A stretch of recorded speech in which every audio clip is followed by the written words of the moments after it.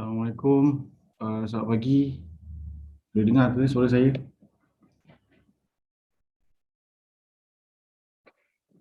Boleh dengar ke? Yes, bro. Okay, thank you for that feedback. So,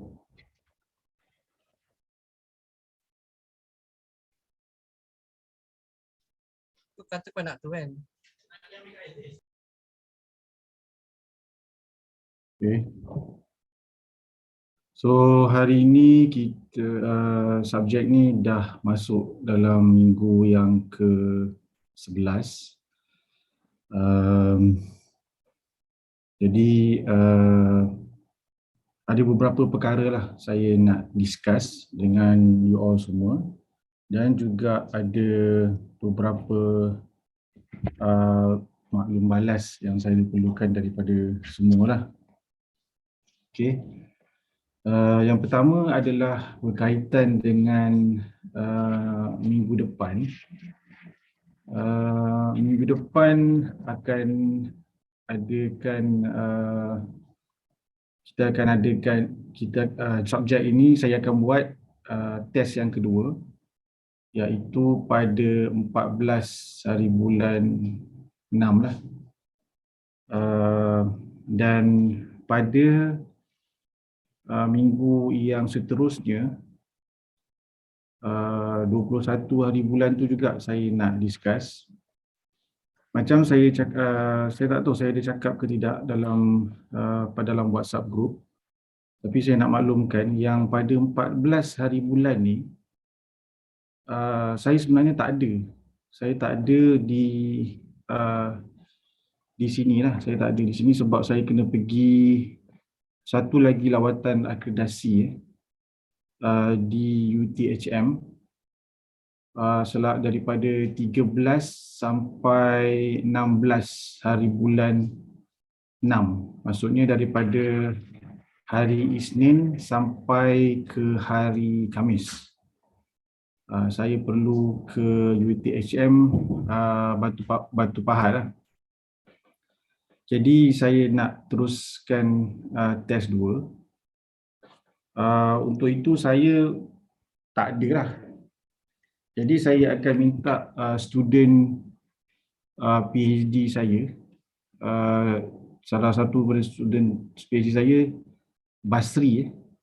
Basri ni adalah staff JKR yang buat PhD dengan saya buat masa sekarang ni lah. Beliau dah semester yang ke-6. Jadi saya akan minta dia bantu saya untuk pantau semua next week. Saya harap semua okey lah, tak ada isu tentang perkara tu pada 14 hari bulan tu. Kemudian pada 21 hari bulan, iaitu minggu depan dah minggu 12, minggu 21 minggu ke-13. Minggu ke-13 tu saya kena present dalam satu conference yang dianjurkan oleh agensi nuklear. Agensi nuklear pada 21 hari bulan pukul 11 pagi. Dan conference tu bukan dibuat pakai online ataupun platform online. Conference tu fizikal. Jadi pada 21 hari bulan tu saya harap you all semua boleh bagi kerjasama untuk continue buat you all punya assignment. Okay, pada 21. 28 tu saya nak kena semak lah sekejap .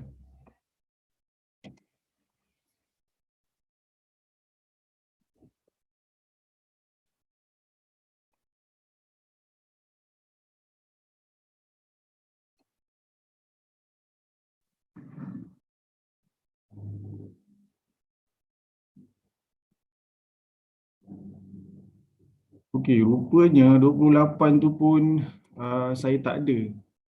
Itu tarikh minggu last lah. Ada peluang tak kalau saya nak buat kelas pada minggu terakhir bukan hari Selasa?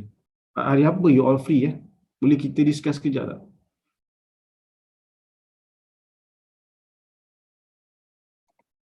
Hari apa selain daripada hari Selasa yang you all semua free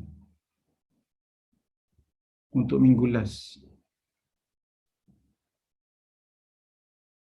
Selasa petang okey ke? Selasa petang kita ada kelas wastewater. Wastewater. Rabu? Isnin? Kalau Khamis petang, yang tu Khamis. tak ada kelas. Okey. Kalau Khamis petang, berapa ramai yang semua tak ada kelas ke? Kalau ikut jadual, memang tak ada kelas masa tu. Maksudnya Okey. semua. Okey. Kalau macam tu, baguslah. Jadi, okey, dalam minggu ke-14 tu, saya akan buat 2 kelas lah. Okey, buat 2 kelas. Pada hari yang Selasa tu, saya again akan bagi you all semua.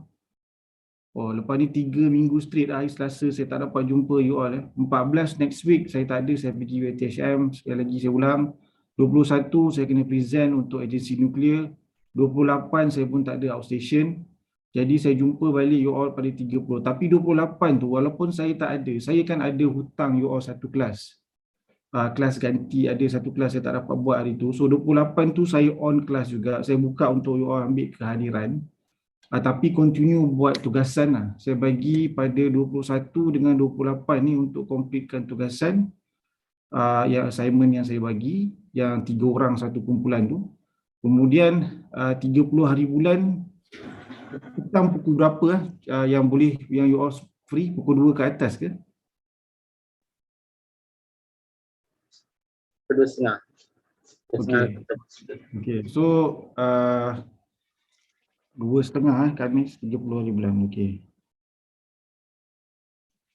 Okey, 2:30 petang hari Khamis, saya harap semua boleh hadirkan dirilah. Sebab saya juga nak discuss tentang final exam, saya nak discuss tentang adalah perkara-perkara yang mungkin yang saya expect akan mungkin boleh share tips ke ataupun apa expectation saya tentang final exam. So jadi 30 hari bulan 2:30 Alright, set semua orang punya jadual. Petang tu saya mungkin tak buat kelas tu 3 jam penuh lah. Mungkin it's just like 2 jam ataupun 2 jam lebih lah, just nak discuss pasal you punya final. Okey, assignment macam mana semua, progress ke ataupun tak sempat buat lagi ke? Boleh ada group yang boleh update dengan saya tak? Tentang assignment juga saya minta jangan tunggu last minute baru nak tunjukkan saya kes-kes yang you all tengah pilih untuk masukkan dalam assignment. Tunjukkan pada saya lah. Saya nak kes tu betul-betul kes yang berbaloi untuk dimasukkan dalam report. Sebab kalau tak nanti dia akan ada efek dalam you punya markah. Saya kalau boleh nak bagi markah yang paling macam saya beritahu sebelum ni. Assignment tu buat betul-betul sebab saya boleh pergi kepada maksimum markah yang saya boleh bagi. Tapi untuk make sure kan you all dapat markah yang terbaik, tunjuklah pada saya apakah kes-kes yang ditulis ataupun dilaporkan dalam report lah.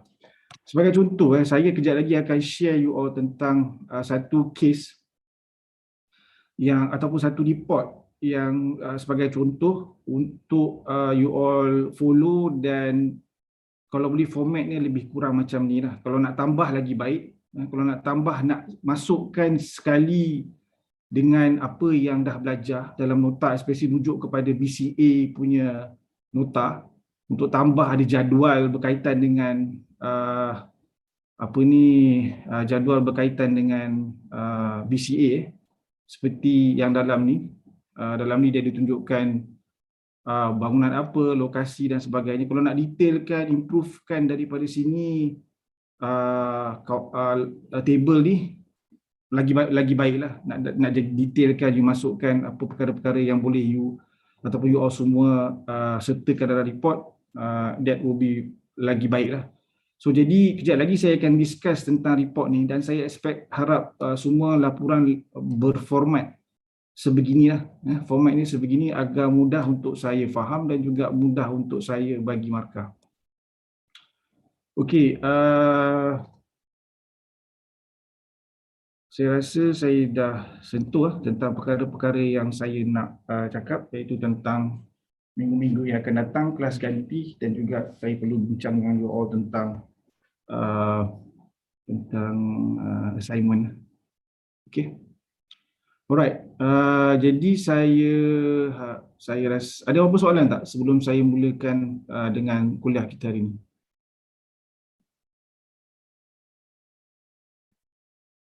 Kalau ada soalan masa saya cakap sekejap lagi, kalau you tiba-tiba ada idea nak tanya, sila tanya supaya you all semua dapat info yang tepat lah. Okay. So jadi saya terus, yes. Itu kalau macam site itu kita pergi. Kalau nak dapatkan drawing tu kita tak dapat. Macam ni. Sekurang-kurangnya boleh buat lakaran, boleh. Lakaran berkaitan dengan bangunan tersebut lah. Sebagai contoh dalam report ni, report yang saya kongsikan dengan semua orang, kalau contoh bangunan lah, saya rasa ini pun bukanlah floor plan yang diperolehi daripada developer.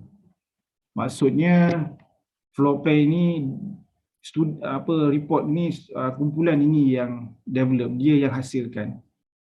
Dia tunjukkan lokasi-lokasi yang penting lah dalam bangunan tersebut lah. Jadi kalau tak dapat, saya cadangkan agar kumpulan tersebut hasilkan floor plan bagi tujuan menerangkan kawasan-kawasan yang terbabit. Jadi sebagai contoh, kenapa saya perlukan floor plan? Sebab dekat sini, kita contoh ada defect ni teruk, dan gambar ni dikaitkan dengan floor plan yang disertakan.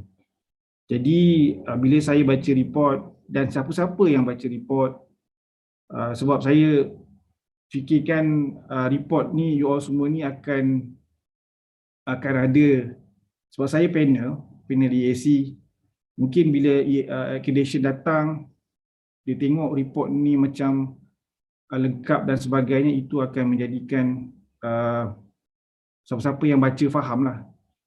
Saya ke untuk bagi markah, orang lain untuk refer sebagai rujukan, panel EAC datang tengok dan dia faham. Jadi kalau boleh ada sedikit maklumat-maklumat macam ni dalam report supaya ia lengkap lah. Sebagai contoh, yang ini ditunjukkan beam dekat porch, yang ini ditunjukkan lagi satu beam yang attach kepada rumah di bahagian porch.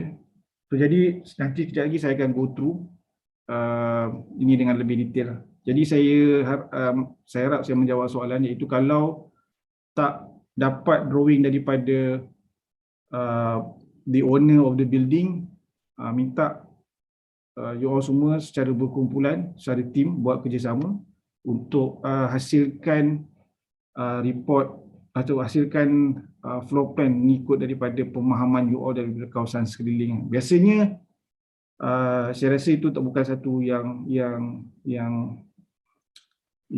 agak susah lah, kecuali kalau dia kalau nak laporkan tentang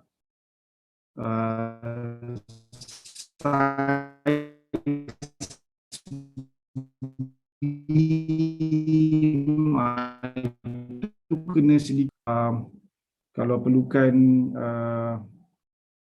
size bar mungkin itu akan jadi a bit challenging lah.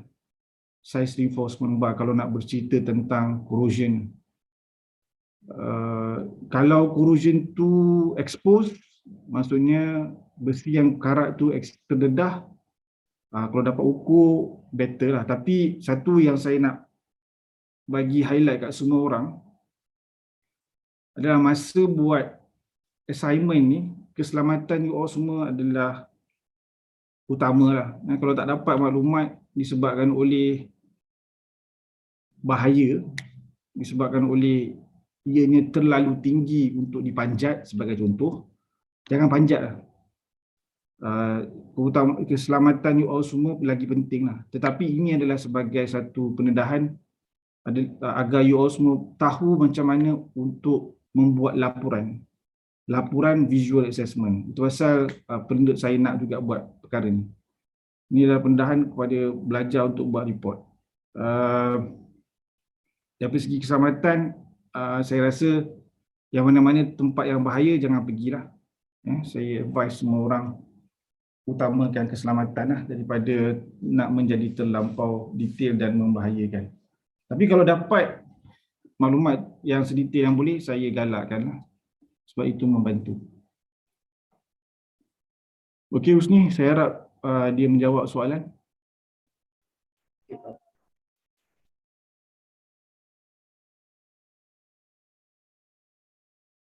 Boleh dia jawab soalan Husni, saya tak dengar jawapan. Jawab. Bolehkah dapat jawab? Alright, okey. Alright, ada apa lagi soalan sebelum saya teruskan kepada kuliah kita hari ini? Bagus soalan tu Husni.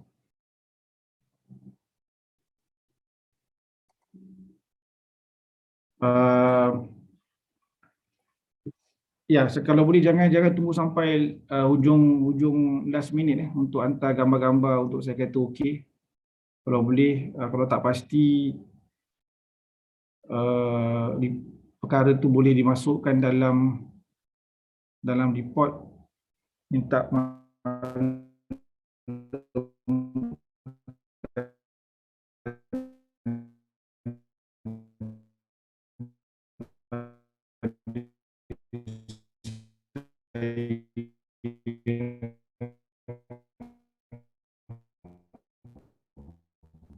lagi yang berbahaya yang berlaku dekat luar sana, dan saya akan share dengan you all supaya jadikan sebagai panduan ataupun rujukan. Okey, saya teruskan dengan kuliah hari ini. Again, kalau ada apa-apa soalan minta tanya, saya boleh jawab. Kalau saya tahu saya jawab. Kalau tak, nanti saya akan usahakanlah untuk dapatkan jawapan. Okey, hari ini adalah berkaitan dengan strengthening sebab pada yang kuliah-kuliah sebelum ni dah terangkan berkaitan dengan sekejap.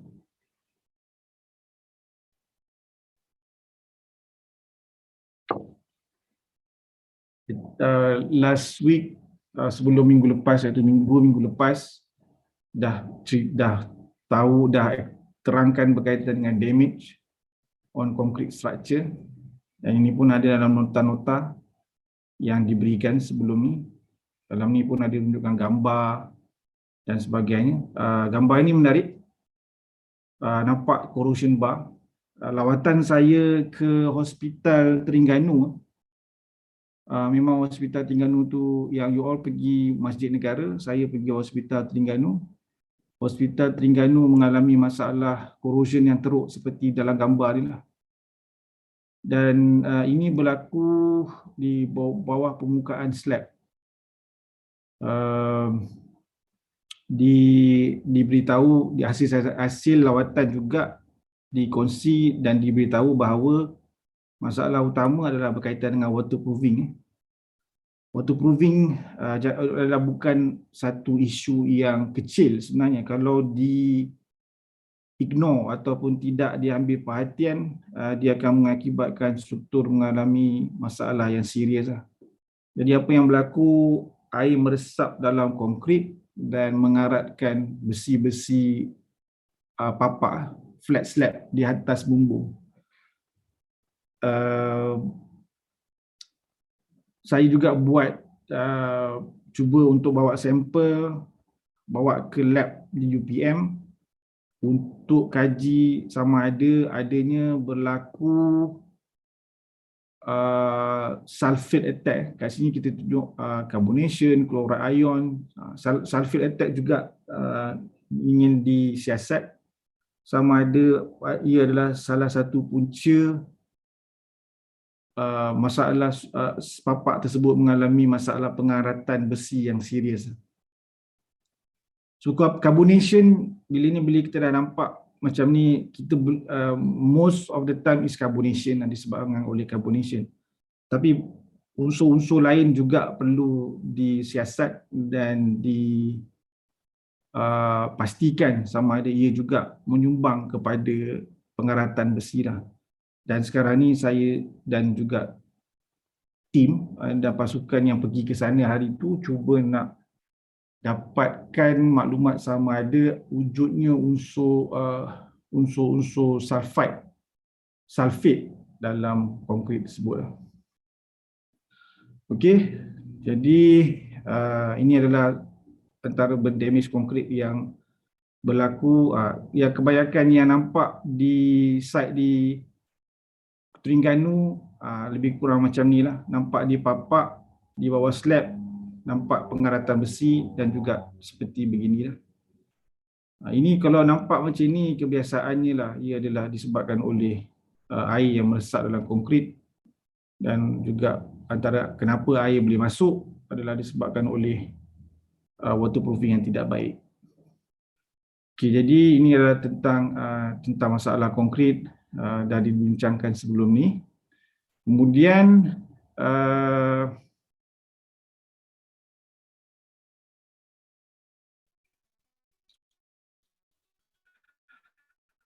solution dalam kuliah 2 minggu lepas. Jadi tidak asing lagi ni perkara-perkara ini tentang kepada you all semua. Sebab juga diterangkan kepada masa lawatan ke masjid, sikit sebanyak dah tahu apakah prosedur ataupun apakah kaedah yang digunakan untuk membaiki konkrit sedia ada. Okay, JKR juga ada guideline mereka sendiri, yang mana guideline tersebut juga akan ditambah baik dalam masa tempoh antara kerjasama UPM dengan JKR. Ada plan untuk menambah baik guideline tersebut bagi bahan-bahan yang ada di industri. Jadi itu adalah salah satu matlamat kerjasama antara UPM dengan JKR. Okey, ini adalah berbagai-bagai metod yang ada. Kemudian Sika Concrete Protection pun juga diceritakan 2 minggu lepas. Apakah bahan-bahan yang ada ataupun bahan-bahan kimia yang ada yang disediakan oleh Sika. Tapi macam saya beritahu juga sebelum ni, bukan untuk promote Sika, tapi sikit sebanyak you all semua tahu apa bahan yang ada untuk certain protection.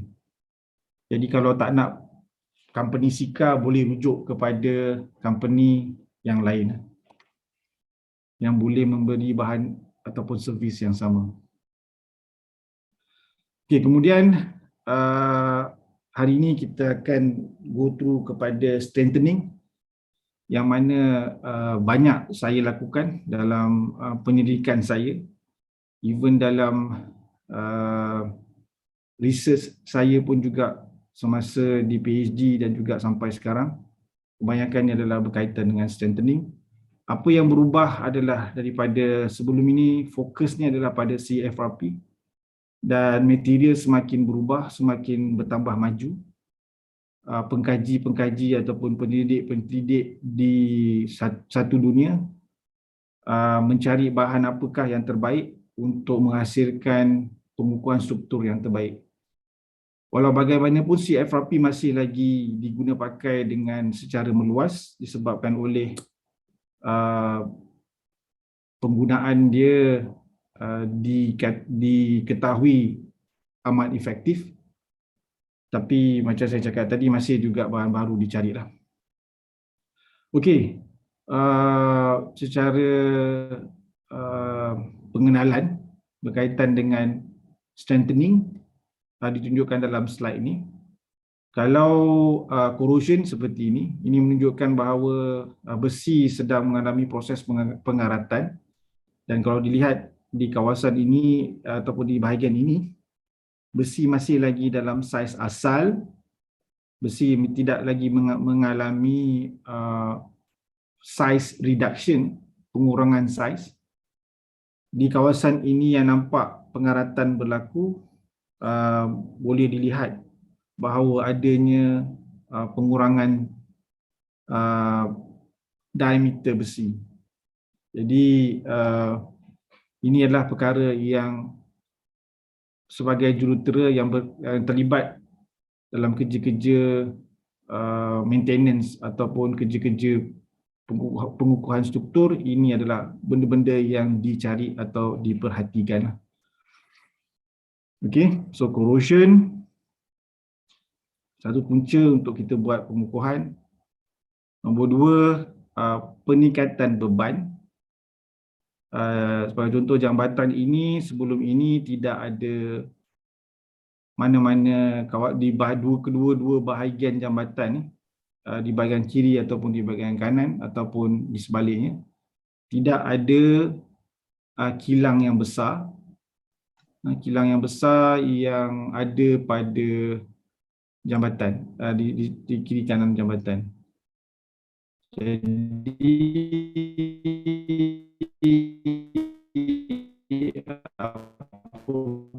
apabila semakin maju, berkemungkinan akan ada kilang-kilang baru ataupun bangunan-bangunan baru yang dibina bagi meningkatkan kegiatan ekonomi di kawasan yang berdekatan dengan jambatan. Jadi bila perkara itu berlaku, beban kepada jambatan pun akan meningkat. Sebelum ini mungkin beban jambatan itu direka bentuk hanya untuk kenderaan biasa, dan mungkin beban lori yang tidak berapa kerap akan menggunakan jambatan tersebut. Tetapi apabila telah ada kegiatan ekonomi yang meningkat di kedua-dua bahagian jambatan, jadi jambatan mengalami peningkatan beban yang tinggi. Jadi bagi tujuan tersebut, jambatan tersebut perlu dikukuhkan. So yang ketiga adalah berkaitan dengan penambahbaikan. Untuk makluman semua, Malaysia juga sebelum ini tidak ada kesan berkaitan dengan gempa bumi. Semenjak akhir-akhir ini, beban gempa bumi diambil serius di dalam Malaysia, dan kebanyakan bangunan-bangunan baru telah mengambil kira beban gempa bumi di dalam reka bentuk. Tetapi bagi bangunan-bangunan sedia ada, kebanyakannya tidak ada resistant terhadap gempa bumi, ketahan lasakan terhadap gempa bumi. Jadi struktur sedia ada perlu dinaik taraf untuk boleh menanggung beban gempa bumi. Jadi itulah antara sebab kenapa struktur-struktur dinaik taraf dan ataupun dikuatkan dengan menggunakan apa-apa method. Perlu perlu di-strengthenkan. Okey, kemudian requirement adalah seperti yang dalam slide ini. Sebab perlukan high tensile resistance ataupun high modulus of elasticity untuk menaik taraf struktur beam, slab dan juga kolom. Maksudnya upgrade the structure deficient untuk mengurangkan ataupun untuk menaik taraf struktur yang mengalami kemerosotan kekuatan di sepanjang masa bangunan tersebut digunakan. Maksudnya masa awal-awal bangunan tersebut siap dibina, bangunan itu masih lagi kuat, tetapi apabila telah mencapai ke tahap service life yang lama, 10 ke 20 tahun, bangunan mengalami penyusutan kekuatan disebabkan banyak faktor yang kita telah jelaskan sebelum ni. Jadi untuk mengembalikan kekuatan struktur bangunan tersebut kepada keadaan yang sepatutnya, pengukuhan struktur adalah diperlukan. Dan antara ciri-ciri bahan yang digunakan yang sangat diambil kira adalah ia sepatutnya mudah dipasang dan juga dia adalah sepatutnya tahan lama. Jadi itulah sebabnya kenapa steel plate semakin tidak digunakan atau tidak dipakai lagi bagi tujuan pengukuhan, sebab steel plate tidak tahan exposure kepada environment. Berbeza dengan CFRP, dia tidak mengalami pengaratan. Kemudian bagi juga antara kriteria yang dilihat adalah mudahnya pemasangan dilakukan, cepatnya pemasangan dilakukan. So bagi CFRP plate ataupun CFRP sheet, dia mudah dipasang. Dia memerlukan permukaan yang telah dibersihkan, dan dia ditampal kepada permukaan struktur dengan menggunakan adhesif ataupun gum. Dan ini adalah yang paling efisien sebab dia tidak mengganggu struktur sedia ada. Dan kalau dilihat, dia dapat mengatasi masalah penutupan penggunaan struktur lah. Kalau ada trafik, dia tidak mengganggu aliran trafik tersebut. Jadi itu adalah antara kriteria yang dicari bagi tujuan-tujuan pengukuhan struktur. Tidak perlu tutup struktur itu sampai ianya mengganggu penggunaan bangunan. Okey, kembali pada yang ini, reduce installation time. Nombor 3 tu bolehlah dikatakan sebagai reduce installation time ataupun repairing time. Di Terengganu, kes yang saya pergi baru-baru ni, isu besar dia adalah berkaitan dengan bagaimana nak selesaikan masalah waterproofing tersebut. Disebabkan oleh kawasan-kawasan yang ingin dibaiki, sentiasa digunakan di bahagian bawah, flat roof di bahagian atas, tapi yang juga perlu dibaiki juga daripada bawah untuk buatkan grout injection untuk menutup lubang-lubang yang dijangkakan mengakibatkan air masuk. Jadi apabila di bahagian bawah bawah atap hospital itu masih lagi digunakan, jadi perkara-perkara delay daripada segi pembaikan itu berlaku. Dan bukan semua tempat boleh ditutup sebab dia hospital. Salah satu-satunya hospital besar di Terengganu adalah hospital tersebut. Jadi untuk kerja-kerja repair, planning dia kena buat dengan baiklah supaya tidak mengganggu perjalanan hospital yang mana banyak pesakit-pesakit yang perlu dirawat. Jadi itulah antara sebab kenapa projek tersebut sangat tricky ataupun sangat complicated untuk diselesaikan. Bukan semua projek mudah. Kalau dapat projek mudah, itu adalah satu kelebihan, bonus.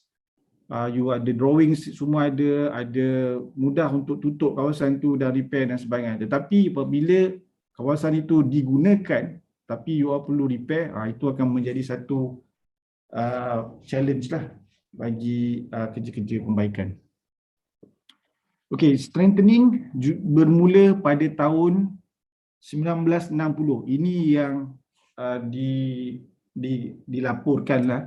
Mungkin lebih awal lagi daripada ini. Tapi pada tahun 1960 dikatakan steel plate mula digunakan. Kemudian dan teknologi bertambah maju. 1980-an CFRP digunakan. Dan juga macam saya cakap tadi, material semakin bertambah maju daripada tahun ke tahun.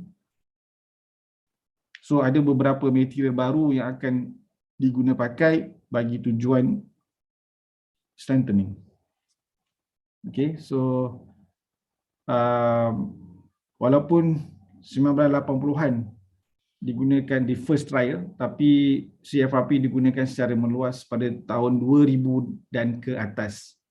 2000 ke atas CFRP digunakan sebenarnya penggunaan CFRP dalam dunia ni kita boleh katakan secara meluas, boleh katakan selepas tahun 2000, iaitu sudah dalam 20 tahun lah, lebih kurang. Lebih sebenarnya 22 tahun, tapi saya anggapkan dia lebih kurang 20 tahun.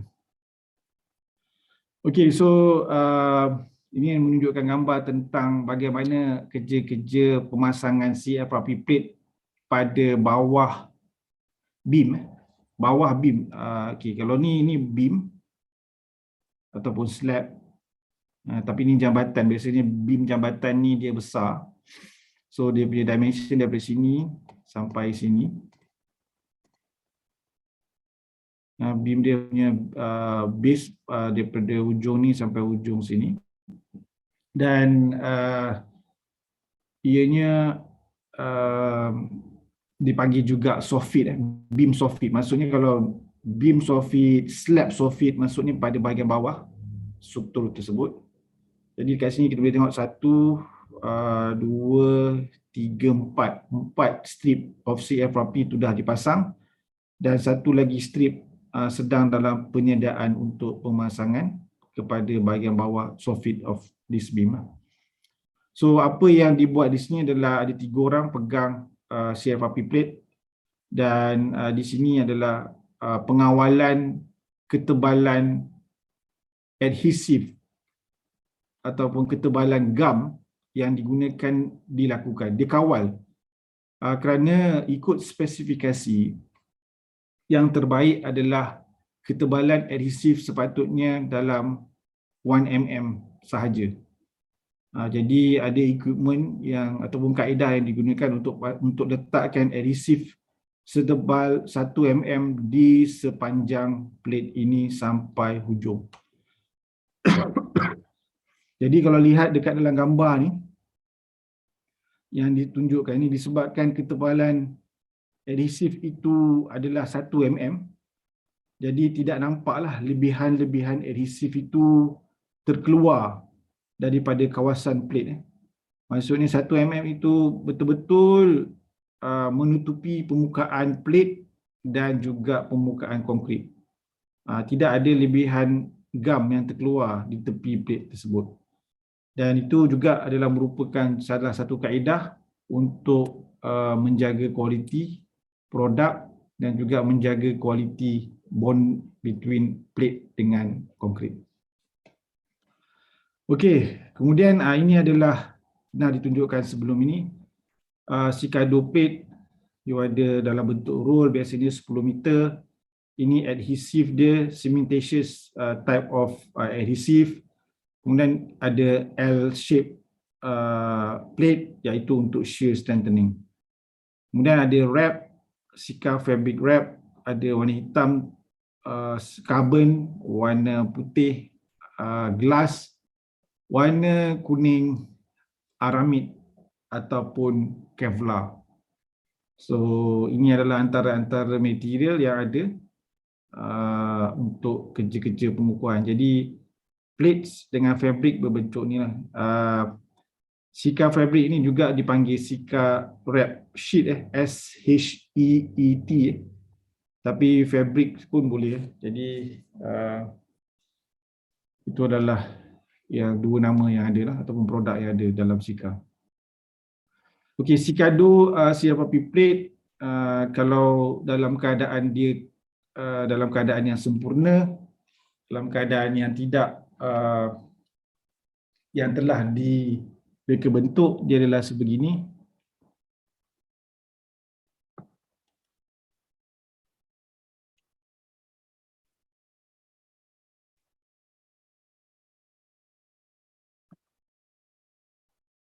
Ya, saya cuba nak conteng.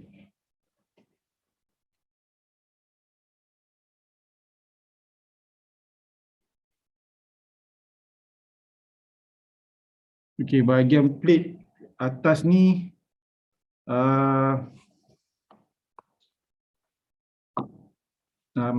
seperti yang inilah plate yang yang tidak ada apa-apa masalah, plate yang sempurna. Tapi apabila plate itu tidak ada polimer, dia hanya ada fiber saja, dia akan jadi seperti rambut lah. Okey, jadi apabila fiber, ini adalah fiber, yang bulat-bulat ni fiber, dia antara 5 ke 7 mikrometer, very small diameter. Dan di antara fiber ni fiber CFRP, fiber. Di antara fiber ini yang melekatkan dia menjadi sebegini, satu plate yang kuat adalah polimer. Polimer itu akan berada di tepi-tepi gap antara fiber. Gap-gap ni akan ada polimer. Jadi polimer ini polimer ini mengikat fiber antara satu sama lain. Itu sebablah kenapa namanya carbon fiber reinforced with polymer lah, tapi dia panggil carbon fiber reinforced polymer. So the polymer tu dia reinforce the fiber and they become very strong and very stiff. Sangat keras seperti yang dalam gambar ni lah. Okay. Dan fiber volume content is more than 70% compared to the polymer punya content. Alright, so okay, cara bacaan dia adalah kalau yang ini, maksudnya kalau ni adalah Sikado, Sika, S ni kena ada jugalah sebab produk dia. 5 ini bermaksud 50 mm lebar. 50 mm lebar, kalau 8, 80 mm lebar, kalau 10 maksudnya 100 mm lebar. 1.2 maksudnya adalah ketebalan, thickness. 5 ni width, 1.2 ni thickness. So kalau nampak ni nama-nama macam ni, at least you dah tahu dah apa maksud plate itu, apa size plate tersebut. Kalau dia 1.4 dan dia 80 mm width, dia S814. Kemudian comparison between steel bar dengan Sika, ini ditunjukkan di sini, dikatakan 6 kali stronger, minimum 6 kali ganda lebih kuat daripada steel plate. Sebenarnya dia boleh lebih daripada 6, dia boleh sampai 10 kali ganda kuat daripada steel bar. Disebabkan oleh, kalau dilihat comparison di antara tensile strength. Tensile strength ni you semua tahu dia adalah kekuatan tegangan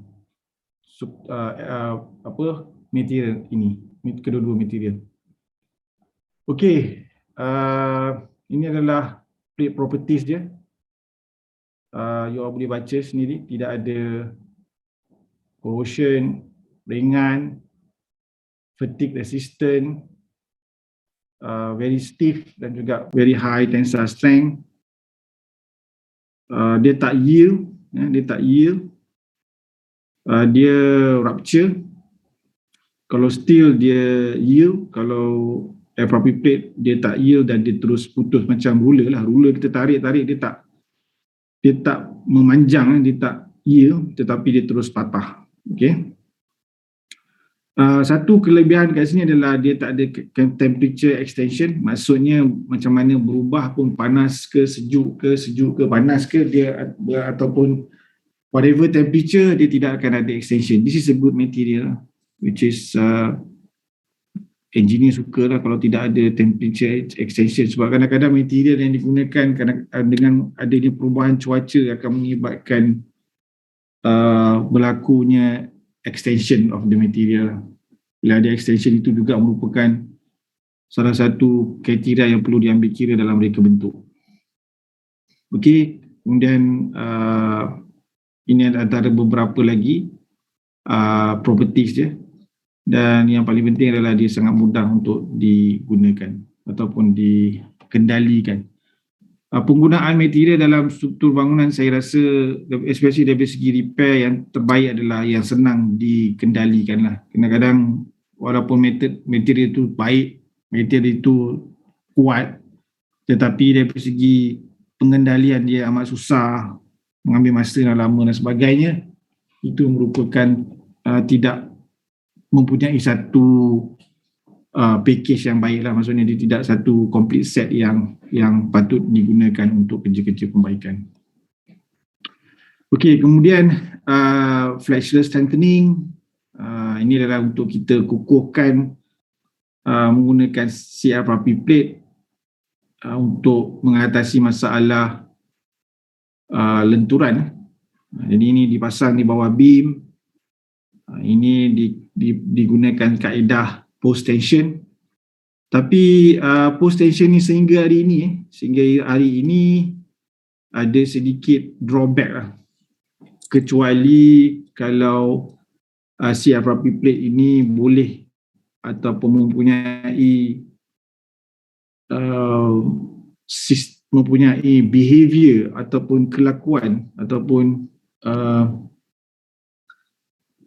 hampir sama properties macam besi, then post tensioning sangat baik lah baik kalau menggunakan CFRP. Tetapi CFRP ni dia brittle material, jadi kalau ikut Sika sebab dia nak promote produk dia kata dia tulis di sini okey boleh pakai, tapi sebenarnya post tension ni ada kes dalam Malaysia telah menggunakan CFRP post tension dan ianya tidak sesuai lah.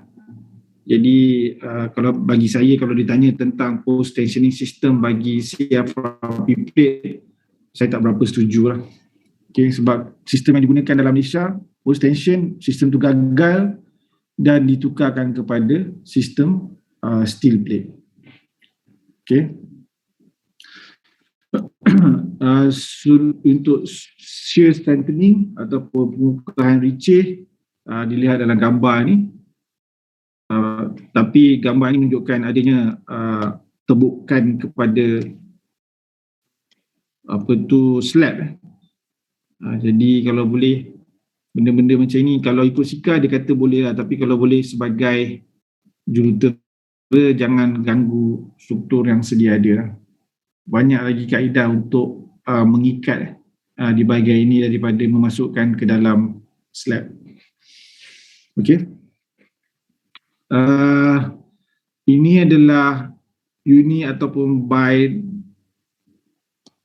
directional Sika wrap. Maksudnya kalau uni maksudnya fiber tu dia akan satu direction saja. Uni direction dia akan ada direction dia sekata saja, satu arah. Tapi kalau dia by direction dia akan lebih yang macam ni lah, dia akan ada angle, certain angle, biasanya 45 degree, dan lagi satu arah adalah daripada arah yang berlawanan. Jadi fiber yang disusun sebegini lagi efektif disebabkan oleh mana-mana crack yang melintasi fiber ini dapat ditahan ataupun dapat dikawal. dengan bi-direction. Kalau crack ni datang secara vertikal dia amat baik, tapi kalau dia incline daripada degree-degree yang berbeza, dia mengalami sedikit drawback lah, ataupun kekurangan. So the most preferred fabric adalah jenis inilah, jenis bi-directional. Okay. Kemudian axial strengthening ataupun column strengthening, seperti yang ini ditunjukkan dalam gambar, tapi macam saya beritahu sebelum ni, saya prefer column strengthening yang dapat nampak pembukaan column yang macam ni lah. At least kalau ada keretakan, kita boleh lihat dan kita boleh pantau dan kita boleh buat tindakan selanjutnya. Kalau ianya adalah fully wrap sebegini, dia agak susah untuk pantau apa yang berlaku di belakang sika wrap ataupun sika fabric. Okey, ini adalah gambar-gambar structural strengthening yang dibuat bukan saja di Malaysia tapi di seluruh negara. Ini beam, ini probably dekat shear region, ini combine shear dengan flat shear, ini shear region lagi. Shear region ni dia bahagian Riche. Kemudian ini juga satu benda yang untuk buat strengthening ni sebagai seorang engineer perlu juga tahu aplikasi dia sesuai ataupun tidak. Kalau CFRP plate ini tidak ditutup ataupun ada cover konkrit ke ataupun apa-apa material untuk menutupkan CFRP yang sedia ada ni, berkemungkinan CFRP ni akan tercabut. Kalau ini adalah kawasan yang dilalui oleh kereta, disebabkan oleh impact kereta mengganggu CFRP plate. Tapi kalau dia ditutup dengan konkrit selepas ini, jadi kaedah ini bolehlah digunakan. Ini kiranya diletak di bahagian atas, kebiasaannya adalah compression strengthening atau compression plate. Letaknya di permukaan atas agak tidak sesuai macam saya cakapkan sebelum ni. Jadi walau macam mana pun, Sika mencadangkan ini adalah satu kaedah yang boleh diguna pakai, tapi ianya tidak efektif lah. Okay. Kalau ianya tidak ditutup, tapi kalau ditutup pun masih lagi boleh dipertikaikan lagi kaedah ini. Sebab ini adalah di permukaan atas, jadi mungkin ada kaedah lain yang boleh dilihat. Probably kalau bahagian ini ada mempunyai bahagian bawah dan boleh diakses, mungkin pemasangan di bahagian bawah itu lagi baiklah. Daripada buat sebegini, dia akan meningkatkan lagi kos perbaikan. Okey, ini adalah antara bahan lain yang digunakan, menggunakan GFRP glass, glass fiber reinforced polymer. Okey, ini glass digunakan pada cast iron beam. Sebab apa? Sebab glass ni dia agak ductile, sedikit ductile daripada karbon. Karbon amat brittle, amat stiff. So digunakan atas cast iron sebab material ni hampir sama kelakuannya ataupun behavior dia hampir sama material dia. Besi pun ductile, GFRP pun ductile. Jadi dia boleh digunakan bersama lah, sebab apabila berlaku yielding, dua-dua akan yield bersama lah. Okay, isu tentang pengukuhan steel structure ni pun satu isu yang amat tricky sebab dia lain behavior dengan konkrit. CFRP bar ataupun CFRP plate atas konkrit, behavior dia lain CFRP plate atas steel structure. So steel structure is another area yang perlu difahami untuk dibuat pengukuhan menggunakan FRP plate lah. Okay. Ini adalah contoh-contoh bridge strengthening. Ini wrap yang berbagai, ni wrap untuk shear area juga dan berbagai-bagai kaedah digunakan.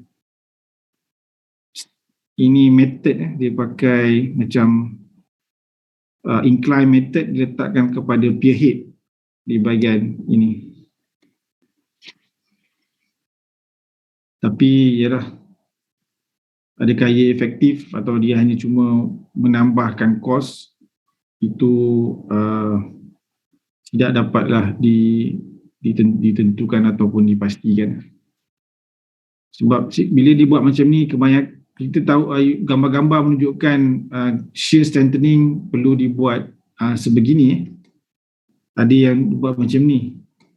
Tapi dan juga begini, agak vertikal. Tapi bila sampai kat sini dia buatnya incline. So ialah satu method yang sama ada dia patut dibuat sebegitu atau just untuk menambahkan pembelian barangan sika untuk kerja-kerja perbaikannya. Lagi banyak pembelian barang tu lagi menguntungkan sika. Jadi ada sebagai pengguna kena pastikan barang-barang yang dicadangkan untuk digunakan efektif dan juga tidak membazir. Sebab itulah kena ada pengetahuan tentang perkara ni supaya tidak diambil kesempatan oleh supplier-supplier. Okey, ini adalah contoh case study di Penang Bridge yang successful project oleh Sika. Saya minta you all bacalah sendiri tentang ini semua sebab ini adalah projek Sika, bukan projek saya.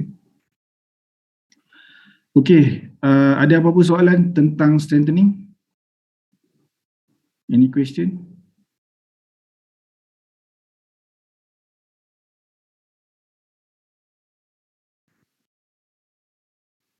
Ada Prof. Tak ada? Okey. Okey, kalau tak ada, ada ke tak ada? Tak ada. Ada. Yang lain? Saya tak ada, Prof. Okay, alright. Okay, so kalau tak ada, saya harap you all faham lah tentang ni. Kemudian saya nak pergi kepada satu lagi, iaitu assignment. Okay.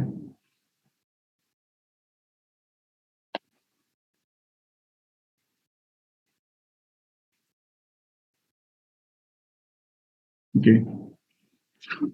So slide ni minta tolong baca untuk ujian minggu depan.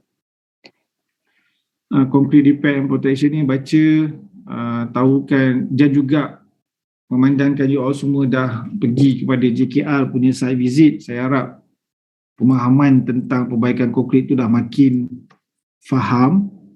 Juga rujuk kepada kaedah pembaikan yang ditunjukkan oleh dalam slide JKR. Jadi kalau ada soalan-soalan berkaitan dengan kaedah pembaikan, at least kurang-kurangnya you all semua dah boleh jawab lah. Lakaran-lakaran pun cubalah sedikit sebanyak dapatkan idea macam mana nak lakarkan supaya mudah ditunjukkan dalam ujian nanti lah. Okey, saya nak minta tugasan bacaan lah. Untuk minggu-minggu mendatang minta tolong baca ni lah juga. Baca tentang slide webinar ni. Sebab ini pun lebih kurang sama juga macam yang sebelum-sebelum ni. Tapi dia ada banyak cerita tentang berkaitan dengan cracks. Ya. Dia ditunjukkan sedikit gambaran lagi tentang cracks. Dan juga tentang pergerakan bangunan. Ini pun poin-poin penting yang boleh you all gunakan untuk menjelaskan kenapa berlakunya cracks dan kenapa bangunan bergerak. Okay. Crack, bangunan bergerak, apakah penyebabnya. Bolehlah lihat, boleh baca pada slide ni, tengok. Dan dalam slide ni juga ada diterangkan setiap satu thermal inspection apa dia. Mungkin boleh lagi rujuk pada nota-nota yang sedia ada. Kemudian settlement apa dia, nak tahu lebih lanjut, boleh juga tunjuk oleh nota dan juga boleh baca juga pada mungkin ada nota-nota yang boleh ataupun dalam internet boleh juga yang detail explanation tentang settlement boleh juga digunakan ataupun dibaca lah. Dan masalah-masalah lain diterangkan lah. Okay. Shrinkage, seismik, gempa bumi dan sebagainya. Okay. Ya, saya minta you all baca. Ni ada berkaitan dengan analyze crack. Last week pun saya tengok ada gambar tentang untuk ukur with crack movement, sama ada dia active crack ataupun dia passive crack ataupun dormant crack. Okay, boleh rujuk pada ni. Boleh bagi gambaran tentang macam mana nak analyze crack tersebut, analisis crack. Lepas tu ini pun boleh juga digunakan kalau kalau perlu ada soalan-soalan yang perlukan penerangan tentang crack analyze ataupun nak berkaitkan dengan apa-apa jawapan yang diberikan.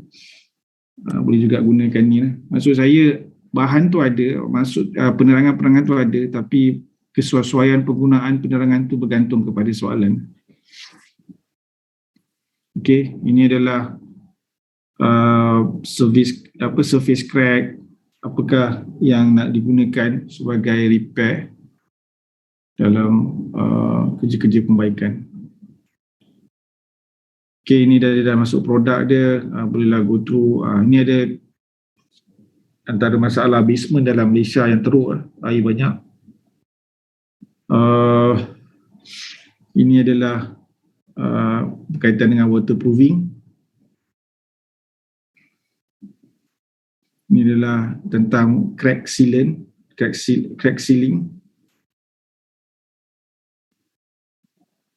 Ini adalah rujukan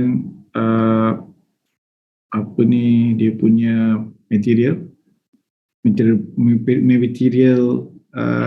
product data sheet. Product data sheet bagi setiap material yang ada dan seterusnya lah. Boleh lihat kepada nota ni sebab ada benda-benda yang boleh digunakan untuk menerangkan atau berkaitan dengan kerja-kerja pembaikan. Ni crack injection. Okay. Kaedah dia macam mana nak drill hole, berapa angle dan kat manakah lokasi-lokasinya. Tapi dia bergantung kepada keadaan. Ada yang menggunakan incline macam ni, ada yang dalam nota sebelum ni digunakan straight macam ni, ada yang gunakan macam ni, dalam nota sebelum ni menggunakan secara lurus, dan ada yang guna incline macam ni lah. Dia depends kepada macam mana kita nak treat crack tersebut. Ini adalah gambaran macam mana crack tersebut ditutup. Ini pada wall lah. Okay. Ini juga antara kaedah yang digunakan. Dan ini adalah pengiraan pressure bagi, this is a very good equation lah untuk you all punya knowledge. Saya tak akan tanya lah ni dalam exam, tapi untuk knowledge you all, berapa nak pakai pressure untuk tutup lubang-lubang dalam ataupun crack-crack daripada konkrit. Ini macam mana nak kira dia lah. Okay, so ini adalah saya cadangkan you all tengok dan baca sikit sebanyak, boleh bagi gambaran tentang kaedah-kaedah bagaimana nak membaiki konkrit yang terletak. Okay, so saya go kepada assignment.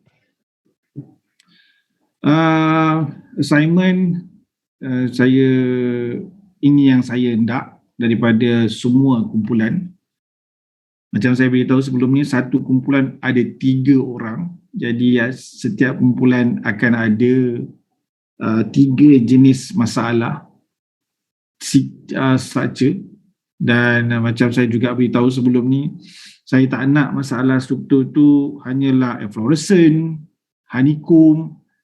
Itu semua kira dah sedia maklum lah. Dah tahu memang masalah tu ada, wujud dan boleh dibaiki. Dan selalunya ianya tidaklah terlampau serius. Saya kalau boleh perlukan laporan yang melibatkan struktur yang mengalami deterioration yang teruk lah. Jadi dekat situ kenapa? Sebab ia akan memberi pendedahan yang sangat baik pada you all semua. Okay, so introduction, you boleh tengok dekat sini. Dalam report ni dimasukkan tentang building physical condition berkaitan dengan BCA, build priority assessment maintenance yang juga berkaitan dengan BCA dan juga dia punya scale lah untuk setiap assessment tadi. So jangan kalau saya amat-amat mengalukan kalau ianya bukan sebiji seperti dalam laporan yang contoh laporan yang saya bagilah. Kalau nak ubah bahagian ini menunjukkan mungkin ada sedikit penerangan yang boleh ditambah baik, bukan sama macam ni, saya amat galakkan lah. Tapi kalau sama nanti tak ada apa penambahbaikan yang you all buat. So saya harap laporan ini sebagai contoh, tapi jangan ikut 100%. Mana boleh tambah baik, tambah baik. Okey, tapi dalam laporan ini diterangkan tentang BCA, which is good lah sebagai orang yang baca nanti. The first few introduction is about the BCA, dan ini adalah matrix dia. Kemudian terangkan objektif, yes, kenapa kita nak buat, kalau boleh nak cerita pasal apa ni, akta, nak cerita pasal berkaitan dengan apa PBT di BKL, apakah kenapa perlu buat sebagainya, boleh juga diterangkan, boleh tambah di bahagian sini lah. Kerja-kerja pemantauan ni perlu dilakukan setiap 10 tahun sekali dan sebagainya, itu boleh dimasukkan. Alright, tak ada masalah. Case study ni saya bagi satu sampel sahaja dulu, tapi saya harap semua boleh buat lebih kurang sama. Ini adalah di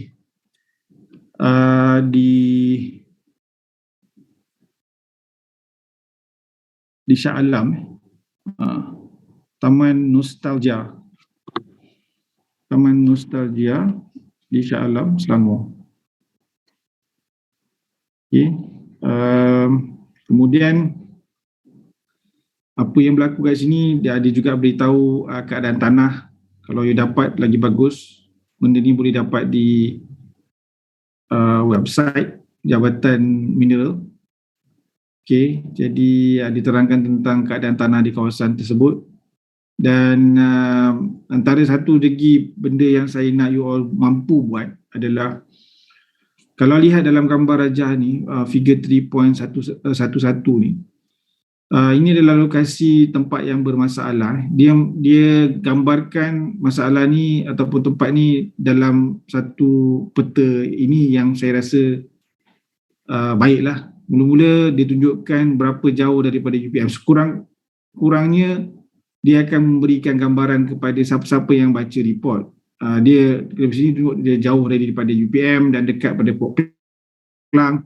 So you dah tahu kalau ada any iconic building dekat kawasan tersebut, tunjuklah supaya pembaca laporan ini tahu betul-betul di mana lokasi ni. Contoh kalau taman ini berada dekat dengan Stadium Shah Alam sebagai contoh, highlightkan Stadium Shah Alam tu. Jadi kita tahu kawasan tersebut di sekian-sekian. Sebab apabila saya cakap ataupun bila baca alamat ini, ianya berada di Taman Nostalgia sekian-sekian, kadang-kadang dia tidak memberi gambaran yang tepat dan kita pun tak tahu kat mana ni kan. Jadi bila ada peta macam ni, at least dah tahu dah gambaran dia sedikit sebanyak dekat mana lokasi dia. Menyatakan ikonik building dan sebagainya lah. Kemudian dia zoom, yang dia zoom in pula, north dekat mana penting. Macam biasa mana-mana apabila adanya peta, perlu juga letak di manakah arah utara. Sebab itu adalah antara laporan kaedah yang betul untuk menunjukkan peta ataupun plan tempat. Kalau kita tak tahu kat mana north, jadi orang peta tu sebenarnya tak lengkap lah. Jadi kita letak north, at least tahu kat mana utara dalam peta ni. Dan di sini pula ditunjukkan Taman Nostalgia ni berdekatan dengan Kilang Gardenia, Kesas Highway, dah makin fokus. dalam kawasan yang agak kecil dan ini kita dah tahu bila tengok ni okey, kawasan ni dekat dengan kilang Gardenia di Shah Alam. So dan dia juga dekat dengan Plaza Tur Bukit Kemuning. So benda-benda macam itu perlu supaya pembaca report ini lebih tahu. Especially kalau you buat report kepada PBT ke orang kepada klien yang besar-besar, dia akan benda-benda macam ni membantu untuk mengenal pasti lokasi kawasan. Okay, kemudian di sini dia tunjukkan Taman Nostalgia ini secara menyeluruh dan dia adalah bahagian utara. Sepatutnya gambar ini mungkin dalam orientasi yang berbeza, tetapi mungkin ini yang terbaik boleh dilakukan. So utara adalah di sebahagian sini, maksudnya ini Taman Nostalgia dia menegak dan dia selari dengan arah utara seperti dalam gambar ajar ni. Dan main building adalah ni, warna merah ni. Perbezaan ni juga baik. Kita tahu ni main building, kemudian ada ni TNB substation, kemudian ada ni playground, taman permainan di kawasan ni, dan kemudian ada ni STP. So kenapa benda-benda ni penting juga akan diketahui selepas kita baca lagi jauh dalam report ni. As we go along through this report, we will know that what the reason of all these thing is highlighted here. Why is all this highlight in this map? So dekat sini dia tunjukkan soal map. Soal map apakah keadaan tanah. Dia adalah kawasan tanah yang terdiri daripada organic soil dengan peat soil. So ini mungkin boleh you dapat daripada peta di info daripada Jabatan Mineral. Okay. So diterangkan dan sebagainya berkaitan dengan kawasan terbabit, dan di sini ditunjukkan gambaran bangunan yang mengalami masalah struktur yang serius. Okay. So dia nyatakan dia saya rasa ada 1, 2, 3 daripada dalam peta ni lah.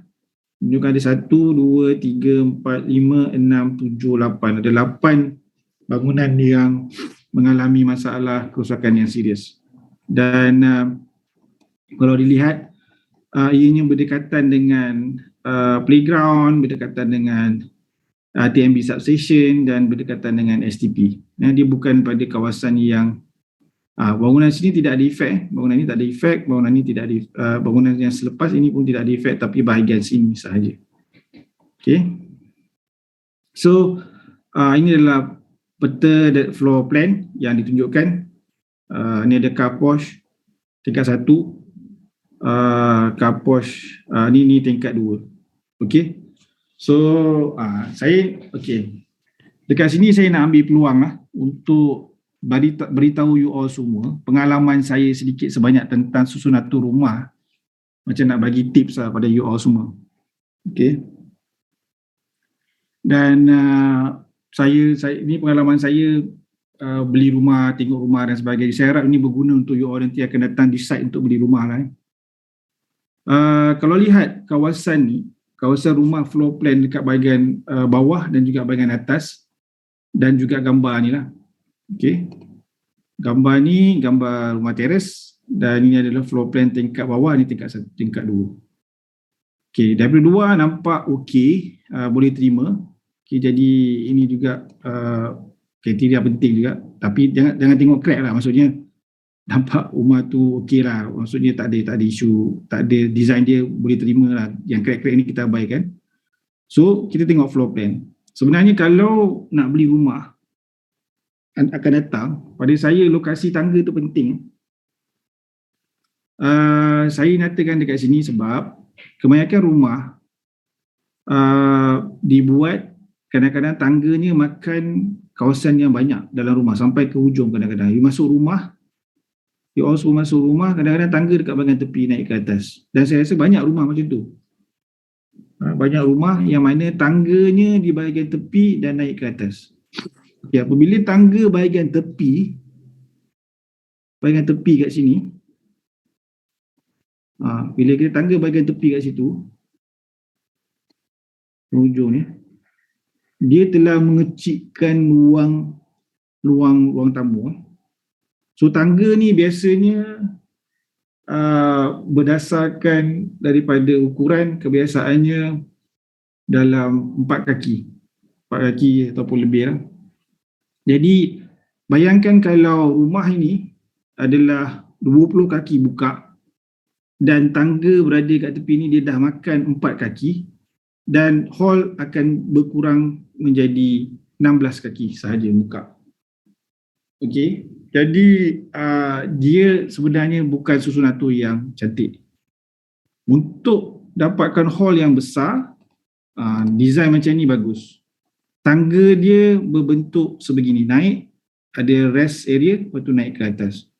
Rumah saya dua-dua, ada rumah saya sekarang dan rumah saya yang satu lagi, dua-duanya macam ini, design macam ni.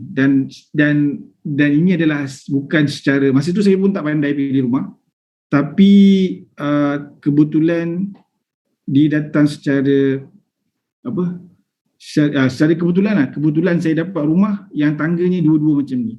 Dan sebab itu banyak ruang dalam rumah tu dapat diutilize kepada yang seluas yang mungkin lah. Living hall besar, bilik toilet ni pun bahagian atas tak apa sebab bahagian atas bukan kawasan yang akan ada lalu tangga tapi bahagian bawah lah.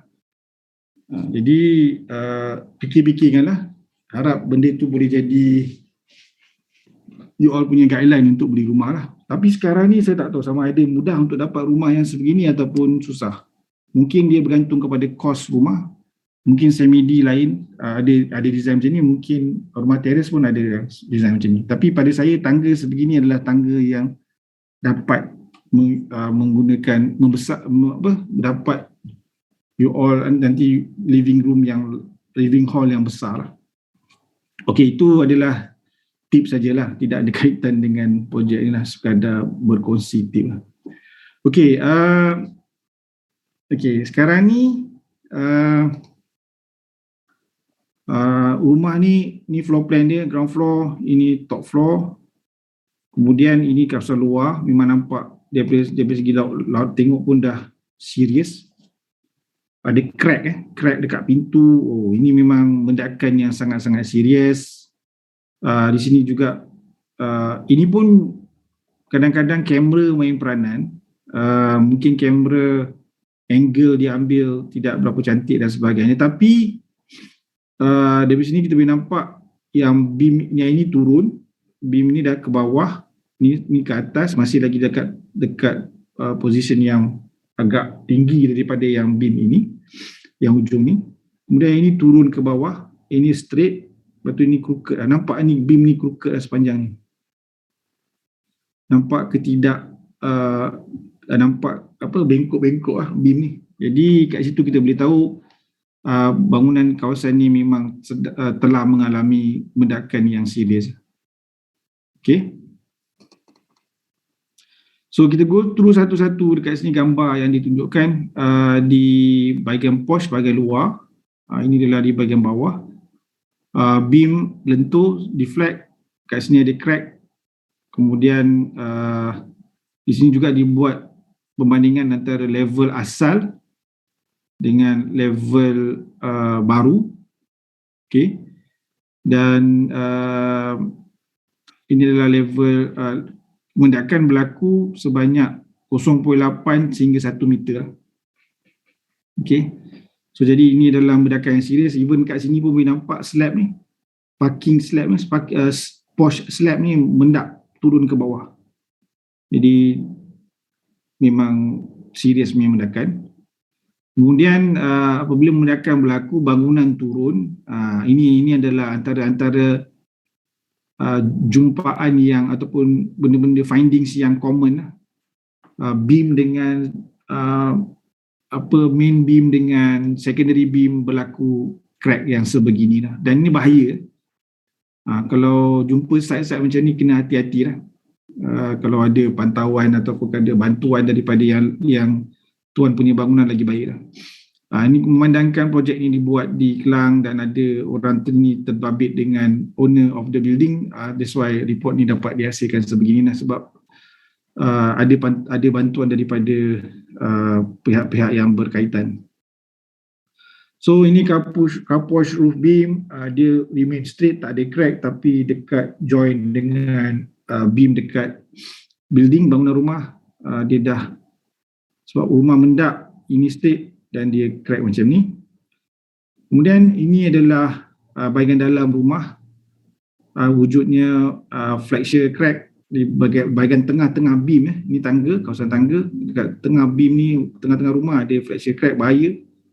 Dan kita boleh tengok dekat sini ada gap crack yang sangat-sangat besar.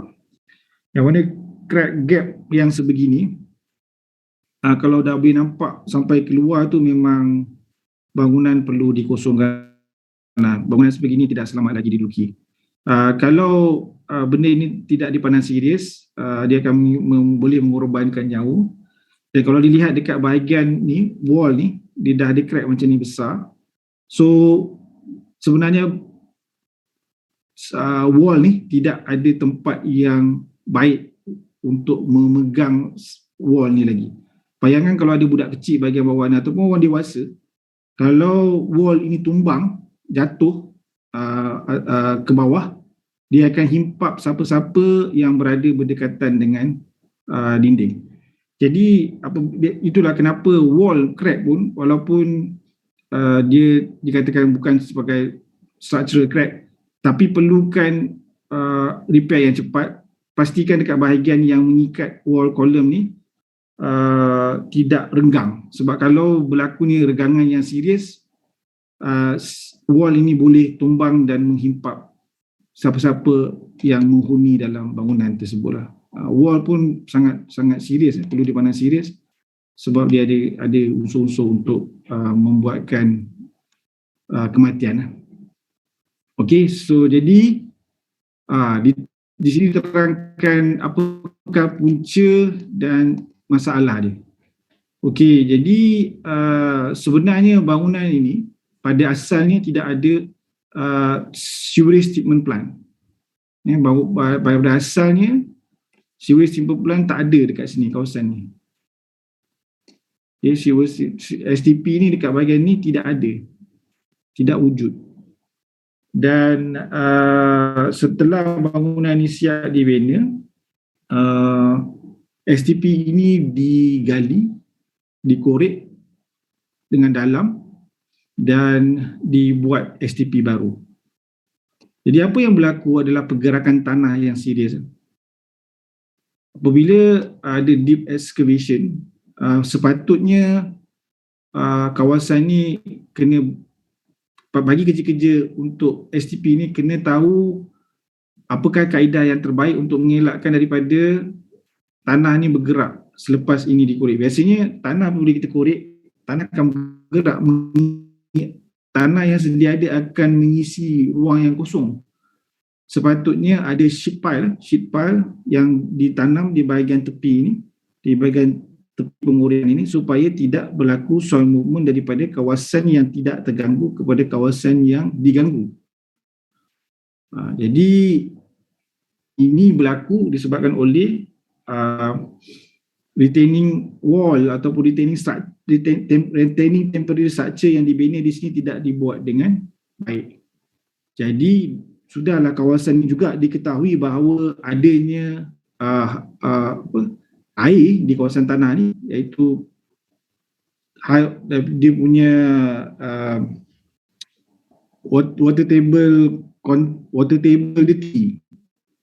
So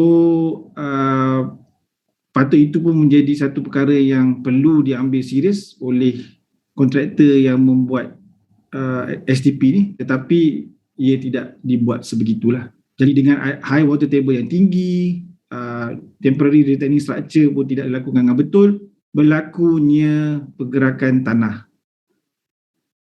Okey, apabila berlaku pergerakan tanah kawasan ni mendap dan bangunan turut serta mendap bersama-sama dengan kawasan. Jadi itulah antara punca kenapa kawasan ini mengalami ledakan yang serius. Adalah disebabkan oleh pergerakan tanah semasa penggalian ataupun pembinaan STP.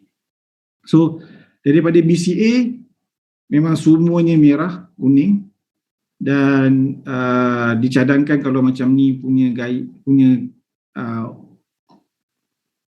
bangunan adalah dirobohkanlah. Dirobohkan disebabkan oleh tidak lagi selamat untuk diduduki.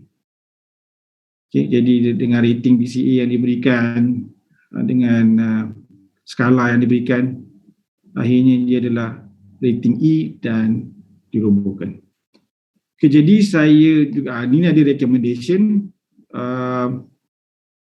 Recommendation ni dia boleh cadangkan, boleh rujuk nota ataupun juga boleh rujuk saya untuk dapatkan kepastian sama ada recommendation yang dicadangkan tu bersesuaian ataupun tidak. That's why dalam kuliah, dalam subjek ini banyak nota-nota yang dibagi sebab banyak kaedah-kaedah yang boleh digunakan untuk recommendation bagi kerja-kerja pembaikan. Kalau dia adalah structure problem, boleh buat strengthening dan sebagainya. Kalau dia structure crack, boleh buat grouting, pressure grout dan sebagainya. Okay. Jadi itu adalah contoh berkaitan dengan kerja assignment. Alright, jadi ada apa-apa soalan tak berkaitan dengan assignment? Ataupun berkaitan dengan apa yang saya baru terangkan tadi? Ada yang dah start? Boleh saya tahu tak? Ada tak yang dah start buat kerja assignment?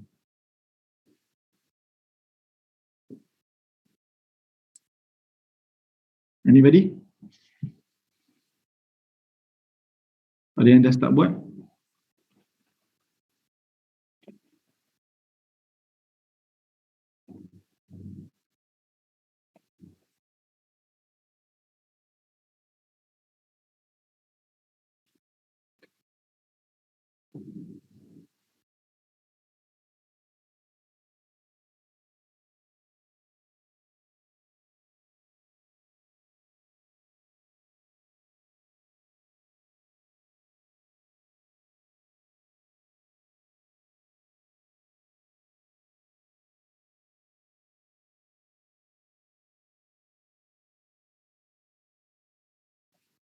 Saya tanya grup 1. Dah start buat ke?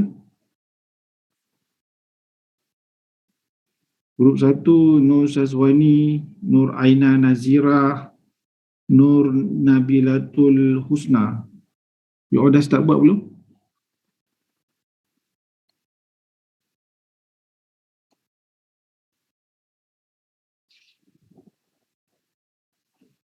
Ya doktor, kita orang dah cari gambar. Cari gambar dekat mana? Pergi kat site ke ataupun Dekat site. site mana yang you pergi?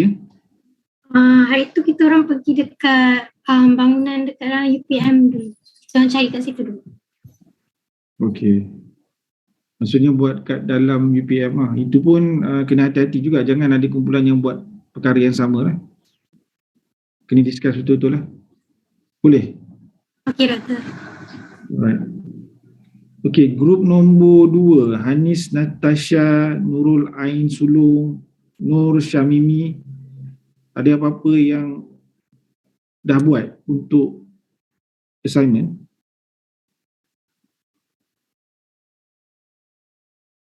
Belum lagi doktor, kami macam cari lagi tempat tu. Tapi kan doktor, memang kena pergi site kalau kita orang ambil dari mana-mana macam masalah, problem tak boleh. Dari internet tak boleh. Kalau dari internet, kadang-kadang report tu dah siap.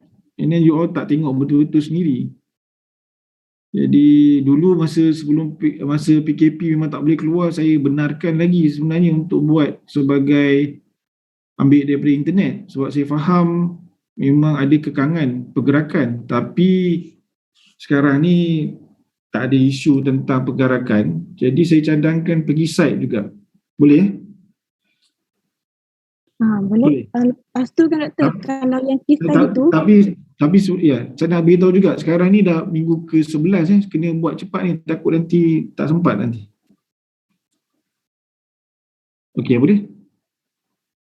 yang pasal kes tadi tu, kalau tiga-tiga tu pasal bangunan tapi tempat lain, boleh je kan? Atau kena ada jumpa?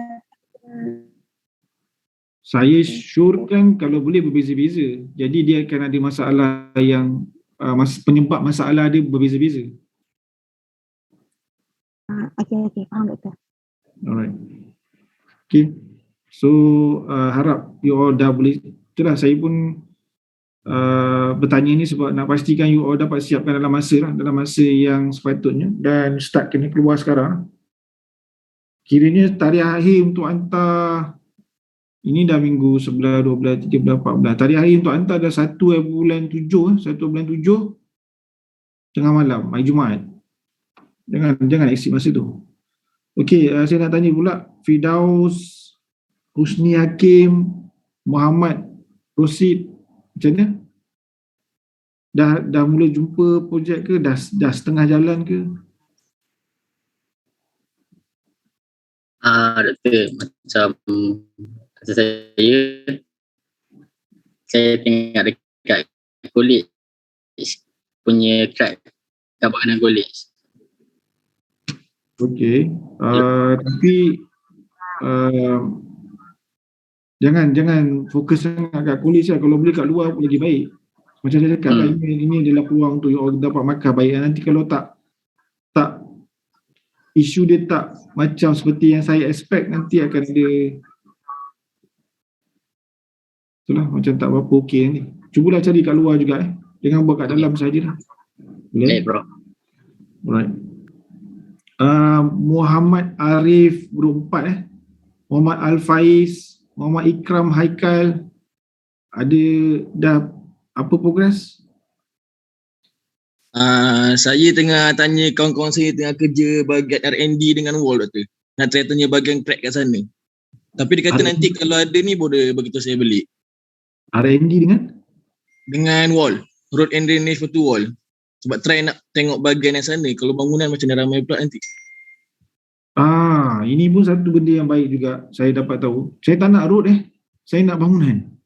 Tengah cari bahagian wall atau longkang apa doktor? Longkang dia kata kalau structure more kepada wall lah dia kata yang tu. Kalau saya prefer beam, column dengan slab. Wall kalau ada okey, saya boleh terima lagi kalau yang serius. Kalau tengah tanya yang bahagian apa? Bahagian jambatan untuk macam crossroad punya doktor. Boleh lah kalau jambatan, kalau dia melibatkan pier ataupun pier head ataupun kolom, boleh? Dia kata kalau ada nanti dia tapi akan jangan jalan mendak, saya tak terima sebab ini bukan subjek jalan, ni subjek structure. Okey, boleh doktor. Tengah try tanya dia. Okey, alright. So harap boleh percepatkanlah sebab macam saya cakap ini tinggal lagi berapa minggu sahaja lagi. Okey, boleh. Okey, grup 5 Vun Kinzeng, Yawi Tan Airin. Ya doktor, yang kami cari tu kebanyakan aesthetic defect, so rasanya kena cari yang lain kot. Okay, so saya harap kalau you cari tak jumpa, gunakan you punya network lah, contact untuk mungkin ada kawan-kawan di consultant ke, construction ke, mungkin tempat lama buat praktikal, mungkin dia ada tempat-tempat kawasan yang boleh you all visit, lihat dan ambil sebagai data untuk masuk dalam report. So saya cadangkan betul lah tu, kalau you cakap aesthetic defect saya tak terima, saya nak structure defect. Okay, so harap you all boleh itulah start cepat-cepat lah. Saya tak nak nanti dah tunggu sebab saya tak nak nanti you all nanti nak buat FIP lagi. Nanti benda-benda ni lagi you tangguhkan, nanti takut nanti you all nanti akan ada masalah. Okey, ada soalan daripada Nurul Nadia, katanya satu location 3 different kerusakan. Tunjuk kat saya nak tengok apa different kerusakan tu. Serius ke? Kalau saya boleh terima, saya rasa okey. Kalau tak, mungkin kena cari location lain-lain. Tapi saya cadangkan it should be 3 location yang berbeza, so it will be a very good discussion dalam report. Okay. Grup 6, Nurul Nadia, Muhammad Nazri, Nazura Afika, ada progress macam mana? Okey. Saya nak tahu progress. Dah dapat satu kes ke macam mana? Dah siap ke? Kami belum masih mencari tempat yang kita orang nak cari tu, sebab maybe hari Khamis ni kita orang akan keluar pergi cari tempat yang macam ada structural defect and all stuff. Okay, planning ni nak pergi kat mana? Mesti ada planning kan? For now, untuk tempat saya tu, tempat dia kat Klang. Lepas tu still tak tahu lah whether ada structural defect or not, because dia macam estetik punya defect je. Oh, okay. So itulah kena, yalah jangan, itulah sepada saya kenapa saya tanya sekarang ni, kalau you tunggu dia buat nanti takut tak jumpa pun masalah-masalah yang sepatutnya. Okay. So dari Khamis nanti pergi dan pastikan dia adalah sesuai untuk masukkan dalam report. Okay, betul. Terima kasih. Alright. Okay, thank you. Grup nombor 7, Nur Alia Afika, Siti Aina, Angeli Nagi. Update. Tak tolong update.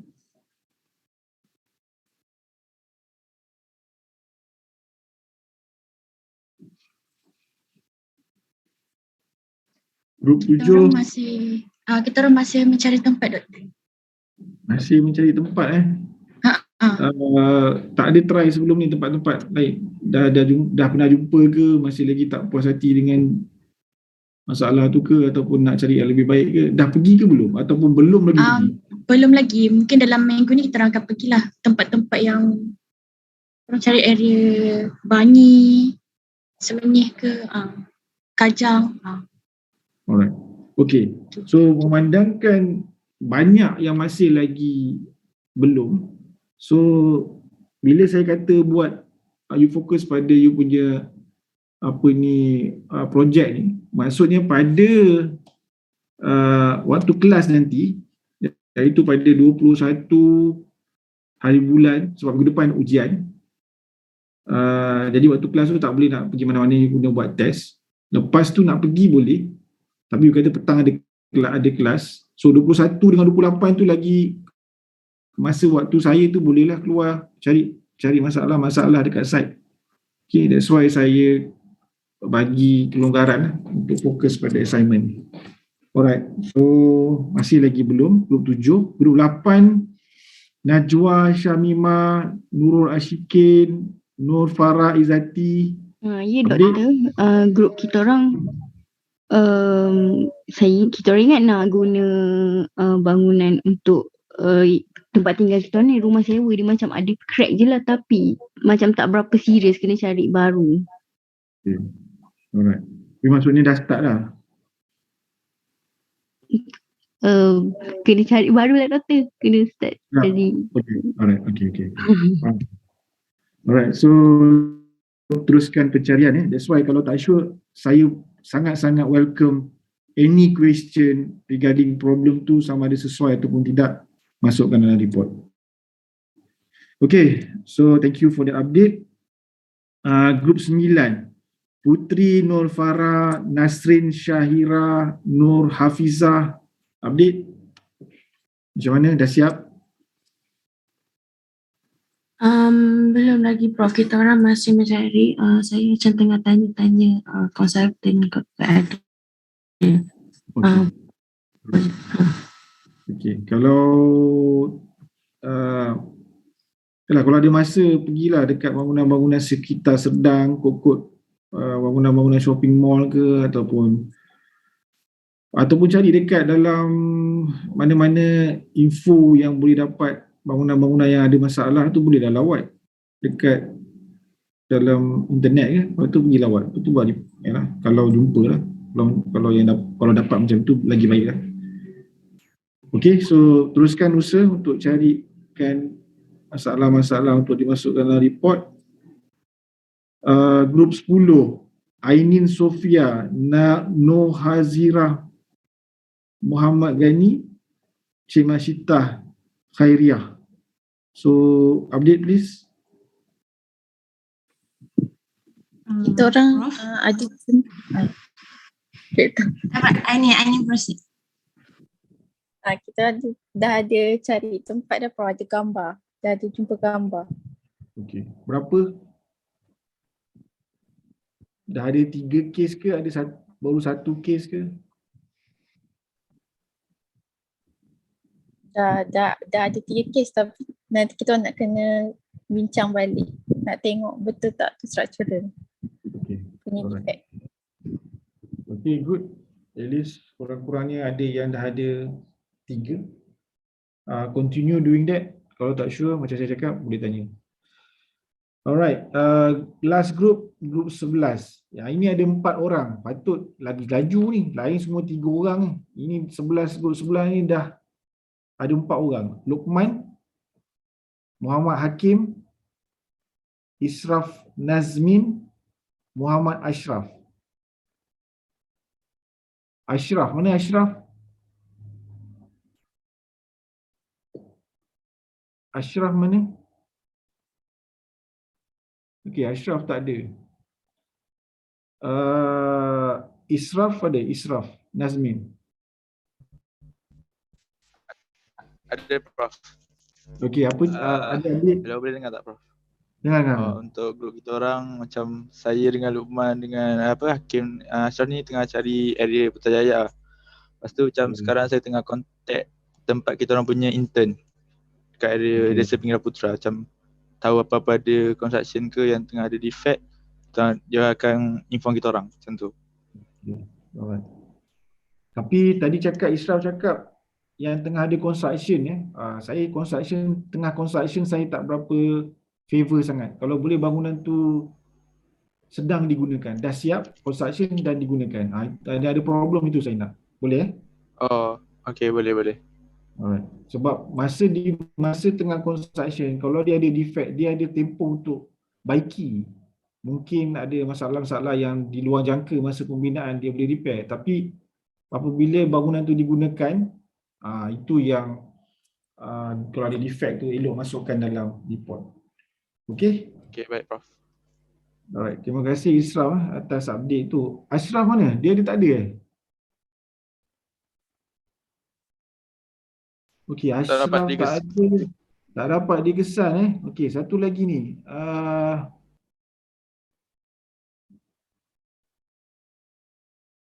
Jap. Seorang lagi nak cari. Hakim mana? Bukan Husni Hakim, seorang lagi Hakim. Pun tak dapat dikesan kat Prof. Tak dapat dikesan. Okey, kedatangan hari ni 2 orang ni tak dapat dikesan Okey. Alright. Okey. Tak apa. Saya check sebab terus terang saya cakap saya nak bantu you all supaya dapat skor betul-betul markah untuk assignment berulang kali saya cakap sebelum ni. Buat betul-betul assignment. So kalau ada apa-apa benda you nak tanya, boleh tanya. And itulah, start buat sekarang sebelum terlambat.